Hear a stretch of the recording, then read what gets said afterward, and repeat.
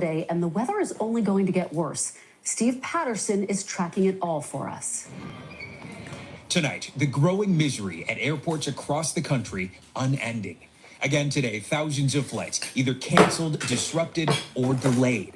I just want to get home. The highest pain points felt at airports dealing with a dour mix of sickouts and severe weather, like Seattle, where unclaimed bags are piling up, and the current wait time for Alaska Airlines customer service is up to 20 hours. Airlines say they're working around the clock to refund passengers and reshuffle flights. Delta canceling 250 flights, announcing vouchers for wayward travelers. JetBlue sacking 83 flights, announcing a schedule cutback until January 13th to reduce last-minute cancellations. Flight attendants pleading for patience. We are all just working to try to get you to where you need to go as quickly and as safely as possible. If you work with us, we will work with you. Flight expert Scott Keyes says the backup will last all the way through the holiday season. They just don't have a lot of margin for error. Almost all the planes and almost all the pilots are currently working if they're available.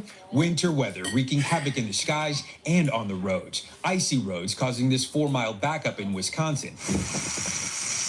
And more storms are in the forecast. 20 million Americans under severe weather alerts, with the Southeast bracing for strong winds, hail, and tornadoes.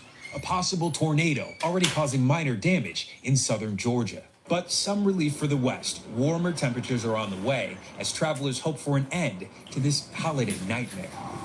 Everyone hoping for an end to that. And Steve joins us now from the Los Angeles International Airport, and they're already canceling flights for the days ahead, Steve?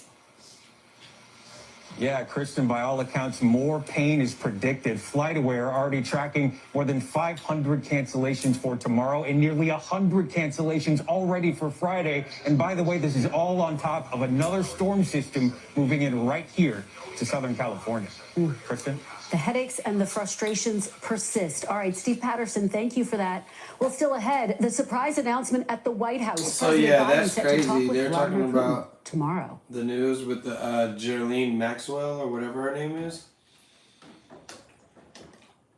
She ended up being guilty what was it being? Molesting? Hold on, let's look at it. Let's look at the case. She ended up being guilty. Hold on, let's look. Let's listen. She ended up being guilty. After 6 days of deliberation. Breaking news tonight, guilty. The verdict just announced in the case of Ghislaine Maxwell, the close confidant of Jeffrey Epstein, now convicted of luring young women to be sexually abused by the now deceased millionaire. So it was her. So Jeffrey Epstein was like the queen and she was the king.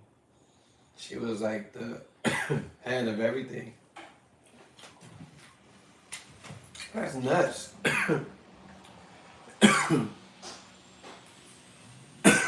Like that. That's kind of deep, you know. Let me turn this light down. It's too bright.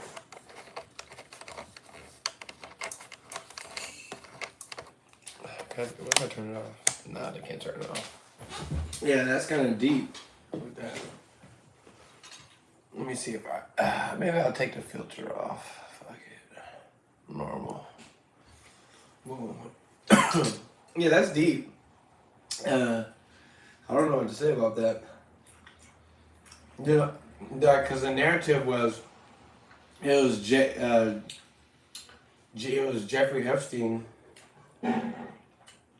who was like the ringleader of all the stuff, you know. So that's kind of confusing hearing that she was like the ringleader, you know? It's kind of confusing for your boy.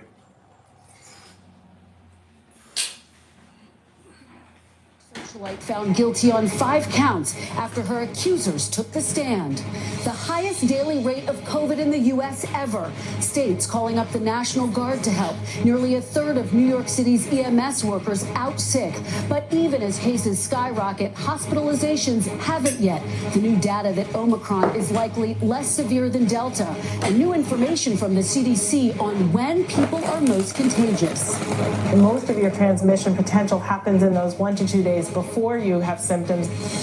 Holiday travel nightmare. Nearly 1,000 flights canceled today. The massive pileup in Wisconsin as severe weather begins to roll through the southeast. High stakes call. President Biden set to talk with Vladimir Putin tomorrow as fears